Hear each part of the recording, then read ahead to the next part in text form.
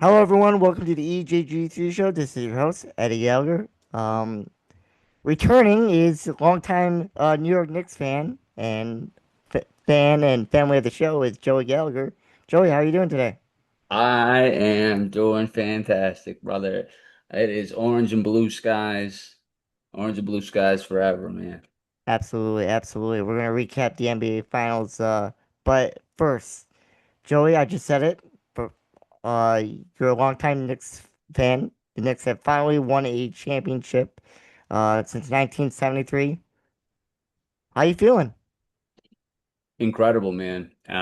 Last night, it was absolutely magical. It was everything I could ever dream of. It was the personification of a team that has easily become my favorite team ever. Um, I watched the game with all of my best friends at my local spot where I know everybody there, and it was just it was pandemonium a bit, but it was magical. I'm on top of the world, man. Yeah, no, absolutely, absolutely. The Knicks are on top of the world. Yes, they And are. it doesn't feel real. Um, because in my lifetime the Knicks have been pretty bad, and the fact that right now they're champions, Yeah, and the reason why they're champions is because of Jalen Brunson. His six performance, scoring 45 points.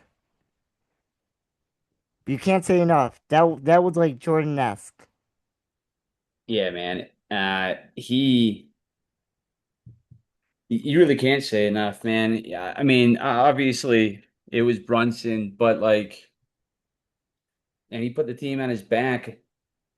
But like that old team, I mean, Camp with 2 points is a little questionable, but the whole team, the whole effort, all the way through, top to bottom, throughout that series, throughout this playoffs, it was it was the Knicks playing their absolute best ball, their game, and yeah, I don't know. I'm still a little bit of a loss for words. Where they're gonna come, but yeah, Yeah, we'll get there, but I will say yeah, this. To me, Jalen Brunson was always an underrated player, yeah, and you can find the clips, all those the media heads, Stephen A, Nick Wright, oh yeah, Wilbon, all saying this was a bad move by the Knicks.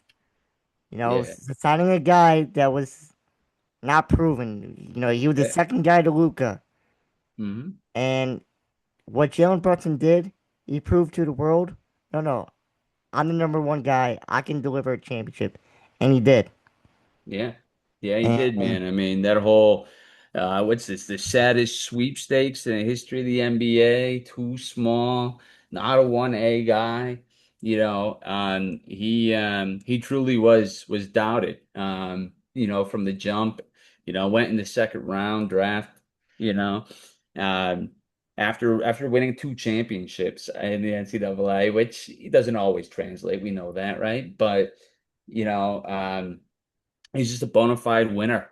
There's nobody that works harder, and I think that one of the best parts of this story really is just the inspirational kind of side of that, because we've all been doubted, we've all been, you know, um, maybe it's not your time yet, whatever, right? And it just proves that in anything, you know, if you put in the work, you dedicate yourself to your craft, you lift up those around you, you create a team and a culture and an energy wherever you are at your work in your life. There's everybody else's opinions don't mean anything, right? What matters is what you put in. And you know, Jalen Brunson puts in that work, he believes. obviously we can talk about that game 6 all we want, but the play that really sticks out to me was game two. He stole the ball from Wemby. Wemby fouled him. Yeah. Brunson hit some key free throws. And he's not the great defender, Yeah. but he's able to play some defense. People say Captain Clutch. He was Captain Clutch on both ends. He Um, was. Yeah. and there's a guy in LA, you know, called Luca. He wouldn't make plays like that. He wouldn't go out and play some defense. He would be the guy that would complain to the refs. Now, Yeah. obviously, did did he complain to the ref? Absolutely. Game six, obviously went beats. Um, he he got stepped on, or Brunson stepped on his foot, which okay, but Brunson put his head down and just kept it working. He's a baller, man. Yeah. Yeah. It's really what it was, and like, all the kind of negative talk about Jalen. He kind of went out and proved it wrong throughout the series. He last night had two steals. I think the game before that had three. He consistently has been in the right spots and defensively. Obviously he had that huge steal at the end of game one just because he was ready. And that and like the whole flopping narrative, right? You see Jalen Brunson flop at all this series because I No, sure not at all. didn't, right? Not at all, right? He wasn't. I saw the MVP. He flopped in the conference finals. I didn't Oh see any yeah, flopping from Jalen oh Brunson. yeah, oh yeah. I saw Wemby get a little interesting with some of his being a little bit extra in a variety of ways, but not JB. It was just get to work, get it done, stay focused, and that's exactly what it took. And like without that, none of those comebacks happen. None of those, clutch moments at the end of the game happen because you got to focus on one thing only. It's what can I do right now? This play, this next drop, or this next possession, um, and that's how they got there. Obviously, Jalen Brunson, yeah, does he deserve the most credit? Absolutely. But what do you make of OG Anunoby? Uh, what he did in the series? Obviously, game four, the epic tip in. You know? What did you make of him during the championship, the finals? Yeah, man. I mean, it's just like all-time greatness in preparation, in knowledge of the game, knowledge of the situation, locking in and doing what matters. One of the best parts of that tip-in that nobody really highlights in all the slow motion replays and such of it is first off, he was wide open for a three, right? And had his hands up in the air. But when Jalen shot the ball, he didn't stand around. The second that ball left his hand, OG crashed the boards and got exactly where he needed to be, right? And like it's just elite, elite ball knowledge, unselfishness, and just in preparation. And that's who OG is, man. I mean, talk about, Kawhi Leonard 2.0, right? Not that he's all that Kawhi Leonard is. We're not going to give him that yet, but like locked in. Oh yeah, everybody's really excited. I'm really excited after making a tip in game winner at MSG, the biggest shot of his life, the biggest shot potentially in New York Knicks sports history. And that's the whole mentality of the team. It's like on to the next, right? Whatever the situation is, I'm ready. Let's go get Right, it. right. And, this was the makeup, just a lot of unselfishness, Mm, I think in today's NBA's games, obviously they're trying to not have super teams, built through the draft and no, no, no, not the Knicks. they built through free agency, but they built through free agency under like underrated guys, Yeah. hardworking guys. Yeah. Um, you know, there was maybe one star. I mean, superstar, which is Brunson. I would say maybe Carl Anthony Towns is a star. Maybe. I mean, it's questionable. I mean, we'll get to him in a couple minutes. But Yeah. he's always kind of on and off. You don't know what you're gonna get out of him. But Yeah. the real star is Brunson, and then it's just everybody else. Yeah. And he certainly wasn't a star when they got him. And he was a certified baller after what he did in the playoffs while Luka was out. But he wasn't a star when he got him. And the Knicks, they built a cohesive unit, a family, um, and a real ground up, just battle it out squad. It's everything that's good about the NBA. Absolutely, absolutely. I Yeah, was talking to one of my buddies at the bar after the game, and I said, "You should be absolutely thrilled with this 2026 team, not just because um they won a championship, good all around players, but they had so many heartbreakings, not getting KD and Kyrie, uh, not getting Zion Williamson, and you just think about, okay, if the Knicks got those guys, how would the Knicks be?" And to be honest with you, I don't think the Knicks would be that great. You look at KD and Kyrie, they're kind of all over the place. Zion Williamson's not in good shape. yeah, You had guys for this 2026 team being all in, being seriousness.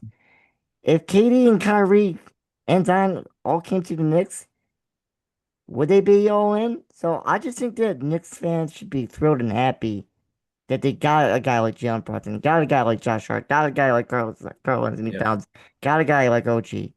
Like, yeah, superstars are great, but you need other guys around to build a team. Yeah, and it's about culture, and I think a big thing that you're kind of hitting on with guys like Zion, Kyrie, and KD. While they have championship culture, there's no doubt about that.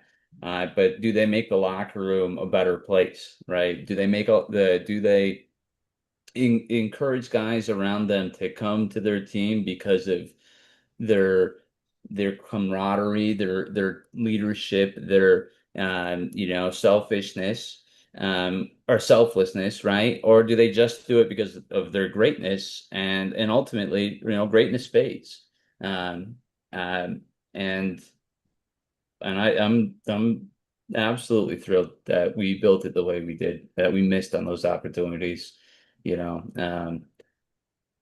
And trust me, I might not have been in the moment, but it I was wrong, and I'm glad I was. Yeah, no, absolutely. But we talk about, hey, sometimes you just gotta be patient to win a championship. They lost to the conference finals to Indiana. They could have easily said, you know what, we gotta clean house, which they did. They brought in Mike Brown. Yeah, Um, I thought he was excellent. yeah, This series, I gotta give a lot of credit to him, yeah, and I gotta give credit to James Dolan. Because he kind of let Leon Rose and Mike Brown do their thing. And yeah, since Dolan's kind of been off to the sides, the Knicks have been, well, what you can say, the championship contender. yeah.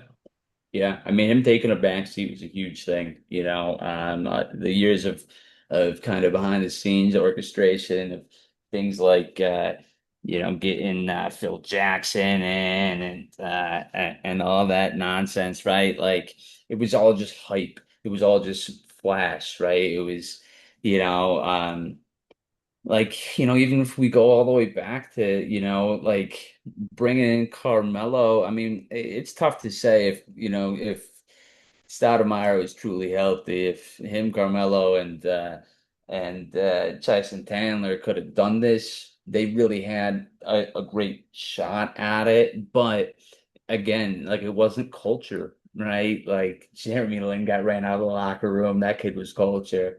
That kid was New York City for a while. Um, Amari Stoudemire punching fire extinguisher things, getting glass in his hand, right? Wasn't culture. And Amari Stoudemire is now my second most favorite player in the history of the NBA, second to Jalen Brunson. But yeah, Okay, let's flip to the other side. We'll get back to the Knicks, but let's talk about the Spurs. yep, Look, the reason why I picked the Knicks to win the championship was because, number one, I thought the Spurs were really young and they kind of showed it. Missed free throws, couldn't execute down the stretch. Who do you kind of blame for kind of why the Spurs lost? Because they were dominating a lot of these games. They yeah. were up double figures and they just couldn't hold the lead. I'm Who do you blame? Is there someone to be blamed? it's it's tough to just like obviously put it on one person. I mean, the concept to blame most certainly is youth and inexperience, right? And that shows in a variety of ways. From Mitch Johnson not calling timeouts when he should have to stop some of these runs when the Knicks were coming back, right? Not calling a timeout when Wemby got that rebound and ended up turning the ball over, right? But yeah, the inexperience, the lack of, kind of mental fortitude, and not to say that these are like, bum players or bratty, selfish, or like non-serious players by any means. It's just something that comes with experience, dedication, and the hard work that gets you there year after year after year, like the Knicks kind of have been in the playoffs and in finals, Eastern Conference Finals for years now.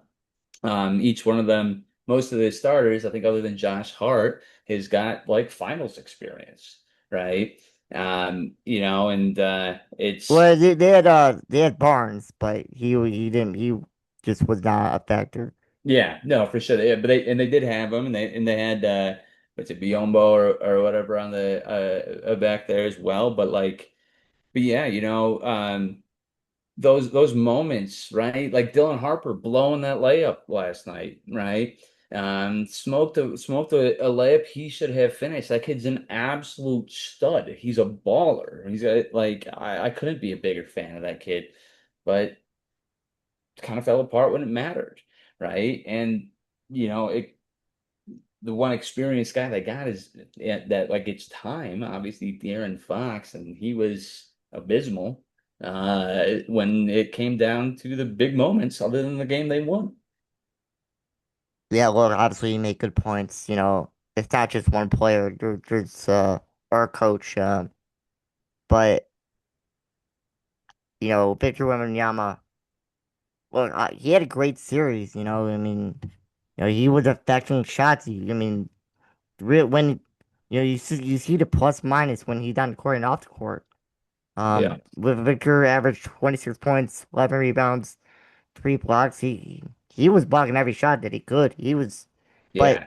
but Start of the he game, he had 3 blocks in like the first 5 minutes last yeah, night. no, he look. I didn't think he had a bad series at all. But Yeah, you just saw that he just wasn't conditioned. He got tired towards the end of the games, and yeah, though the end of game situations.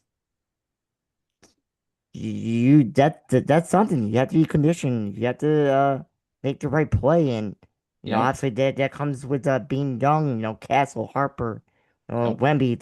They're young players. They haven't really been in those spots in yeah, these big time games, and yeah, I think it really showed. I mean, you see Victor. A bad pass in game two.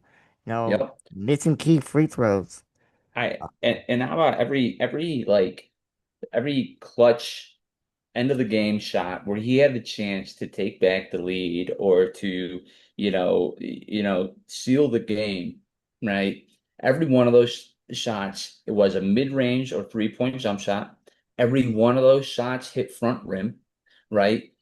He was tired and not like playing at it, putting himself in his best spots either. Like you're 7'4", you are a monster. Get to the glass, right? Why That why kid, that when you? Like he couldn't be stopped when he was in the paint. No, Why not are at you taking all. jump shots? That tip in, why are you out there? If you watch, there's a really good kind of breakdown of right before the inbounds where the Knicks won it in game four, right? Where the Spurs are confused about who they're guarding, which is why Vic ends up on Mikal Bridges when he wasn't supposed to be guarding Mikal Bridges. And when Bridges screens for Brunson, switches onto Brunson. But like that's why Brunson takes that three immediately because Vic is out of the paint. He's giving his team the opportunity to get the board and put that ball in, right? But like, why are you out there? Why are you out there? Yeah, I don't You're a understand. monster.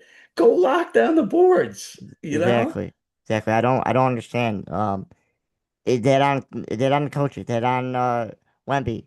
Who knows? They gotta solve that. Um, Yep. going into next season. He's got to Um, get in the gym and get conditioned. Oh I no. and I look. I still think he looks skinny on the court. I mean, you saw Carl Anthony Towns. He was pretty dominant early, and I'm just curious. Maybe Yeah. you got worn down, Carl, Yeah. because he was guarding a bigger guy. He was kind of focused on playing defense, and the offensive production wasn't there in obviously Yeah. game five, maybe game four. Um, Well, how about that but yeah, no, offensive rebound? I think Remy just needs to get to the gym, get bigger, get stronger, Yep. because he has the tools. You just gotta find a way, and obviously that comes with experience. But I will say this, we just saw Jalen Brunson Captain Clutch. There's a point guard on the other team called De'Aaron Fox. He was absolutely terrible in game five, and Yep. you can make the argument he was bad game four, Yep. towards the end of the game. Yeah. He was horrible at the end of Should the the game. Spurs, should they still have trust in him? I, I mean, they're kind of they put themselves in a bad Yeah, position he with had a big that kid contract. contract wise, and so it's like, do you have to? Kinda. Does he have the talent? Sure, he does, right? But um, but I don't know. I don't. I this his performance, especially down the end of game five, right, really puts into question his like, is he a liability? Is he any longer the great absolute, swipe of the fox that we used to know him as, right? Even like that layup, right? We all remember De'Aaron Fox used to yam on people's heads all the time back in Sacramento, right? That kid could fly, right? Okay, if you're going to make that bad decision of going up for that shot, why this finger roll, soft, easily blockable layup, right? You got a fast break. Nobody's even near you. Like, Exactly, exactly. yeah. But I don't, yeah, man, it's a tough. I wouldn't trust him. I wouldn't trust him going forward. I would, I would do anything I can to ship that contract and uh, and then continue to build around the young guys that they have. Um, go out and get a true one that you can that has like some experience at least, or go out and get like a Drew Holiday or something like that. Um, and I mean, who knows, man? Maybe even go out and get Austin Reeves, but I'm not a huge fan of him to be quite honest with you.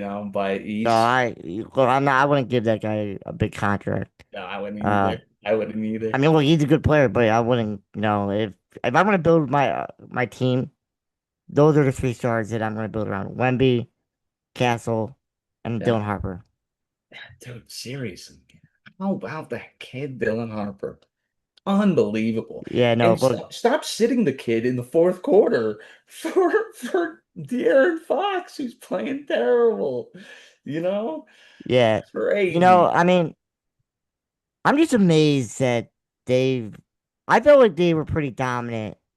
Like I think, like in this series, I really do. I mean, they kind of won all the stats, but the games. Uh, and you look at just.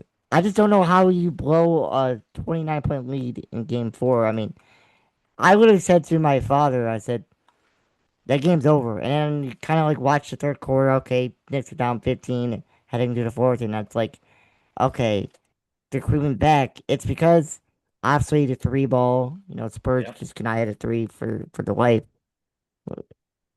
Just I don't know how did you just gotta learn to not blow these games, Yeah, and there's got to be some defensive scheming that I think had a lot to do with how they blew that lead, right? If you watch like so I think the Knicks had something like a 180 offensive efficiency, which is 1.8 points per possession when Victor Wembanyama was involved in an action throughout game 5, right? Um, like or throughout game 4, excuse me. So like they literally went directly at Victor Wembanyama, who is the defensive player of the year, who is potentially one of the greatest defensive players by the end of his career, probably going to be way all time, right? Um, but they went right at him. And the reason it worked is because they kept on getting him in space. They kept on getting him in positions where they wanted him, where we wanted him, not where the Spurs did. And there's a coaching thing where it's like, okay, why aren't you pulling the guys in and being like, okay, when they attack us with a pick and roll, Vic, like one, you gotta fight and hedge over that screen, or you gotta trap and not be put in this awful position. You're 7'4", put your arms up. They're not gonna pass the ball over you, right? you know? Um, but that's like, yeah, it's a little mind blowing. You look at those types of stats, Yeah, but they're only going to get better. Like they're yeah. only going to I get better. Okay. So the odds for the 2027 season, it's Thunder, Spurs, Celtics, Knicks. I don't know why the Celtics are on there. I Right in don't there. really trust. But if I had to make a prediction right now, I think the Spurs are going to win the championship in 2027. That's just my humble belief. I just think Wembanyama, I think that young core will be ready next go around. So, like you said, sometimes you just gotta learn from your mistakes. Just get Yep. better. Try to learn from the off season. Yep. I think Spurs win in 2027 because I think they're that good. Yeah, it's I don't know that I would buy that they come back and win. I got them in the Western Conference Finals for sure. But what also I mean they need to obviously look at all this tape and make the necessary adjustments. The problem is that everybody in the league now saw what the Knicks did to expose them, to whittle them down, and to beat them in less than advantageous situations. Everybody else is taking notes, especially in the Western Conference, and they're gonna adapt, right? The Thunder might get rid of Chet Holmgren and go get somebody else that is stronger that Maybe can put Wemby. a box. Maybe no, not What? Wemby. Giannis. Who knows? We don't know where Giannis is gonna be. We don't know where Giannis is going, right? So like I don't know. I don't know. Like, Look, I can't. it's luck. Yeah. Your health. Health is involved. Yeah. So yeah, look, right now I have the Spurs winning in 2027, but it'll change. Um, Yeah. I want to go back to the Knicks. Jalen Brunson, is he the best Nick ever? That's just so hard to say. I mean, Patrick Ewing was one of a kind, but if you want to look at it just statistically, yes. Like yes, he is. If It, you want to talk about the heart of the game, the heart of New York, you want to talk about what he means to this city, winning against the team his father lost, being a Knick, right? How can you say otherwise? His father would disagree though and say Patrick Ewing if you saw that clip. yeah, But which I thought that was wild. that's just them bickering. But yeah, look, it's hard to say because I never saw Patrick Ewing play. I never Yeah. saw Clyde Frazier. But let's kind of be honest. I feel like these are better athletes than back then. No offense to like, Yeah. I think could Clyde Frazier could he get beaten in this Spurs team? I don't know. I don't think so. Yeah, you got a point there. I don't think I so. mean, look, Patrick Ewing, the guy couldn't really shoot threes, and um, Look, I'm gonna say yes. Maybe it's just in the moment right now, after winning a championship. But I'm gonna Yeah. say, you know, he's Oh, a legend. He's a legend. And I was kind and of it's not thinking, over. I think I brought it up in the last show. The past 26 years, where would you rank Jalen Brunson out of all of the New York athletes? Yeah. I think he's number two. I think he's right behind Jeter as number one. Yeah, he's got it for me, man. And I think then like that answer tells us right there, like how how could he be anything else than the greatest Nick ever? And he most certainly will be by the time he's done. Like there's no doubt about it. There's no Yeah, the doubt only about it. problem is I don't know, like, if we're gonna rank him, like, I know it's everyone does it. How are we gonna rank him by the end of his career? He might need an MVP. He might need to win another championship to be considered one of the best players ever. He's just not there yet, in my humble opinion. He's still either Knicks legend, but Yeah. he's not there yet. Look. I think his mentality. I think this Knicks team could absolutely win another championship, but it's just it's hard. We haven't really had a back-to-back team that have won championships in the NBA in the past like 7 8 years. Yeah. Um, No, that's valid. It's a very tough thing to do, um, but yeah, I mean, I think for me, he cements himself in greatness. He cements himself as a Hall of Famer. He cements his jersey retired as a New York Knick, obviously, right? But does he cement himself as an absolute great all time, an absolute great guard all time? Without a doubt, an absolute great all time. I think so. Like one of the greatest, right? Though, is he a Steph Curry? No, he's not a Steph Curry right now. Like he can't be. And I'd be really surprised if Jalen Brunson ever gets it like truly an MVP the way that the league has gone with that award. Um, right. but but yeah, another championship or continued success even to the level that they are showing. I think it's going to be pretty tough to argue that he's just one of the best guards ever, you know? Yeah. Hey, look.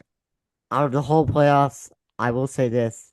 I love seeing the Knicks fans, in the streets celebrating. Um, Madison Square Garden, what a home court advantage that is. Yeah. I thought a lot of the Knicks fans were absolutely excellent. Um, and I think they're one of the best fans, in the NBA. Um, but I will say this. Obviously there's a lot of fan bases that do this, but it was really disappointing to me that some Knicks fans would try to get into fights with Spurs fans, um, throw eggs at Victor Wembanyama. Obviously, that's not classy. Those are just some few Knicks fans, knuckleheads, but I thought Yeah. overall the Knicks fans were really, really good and Yeah. electric, and they're probably still not sleeping.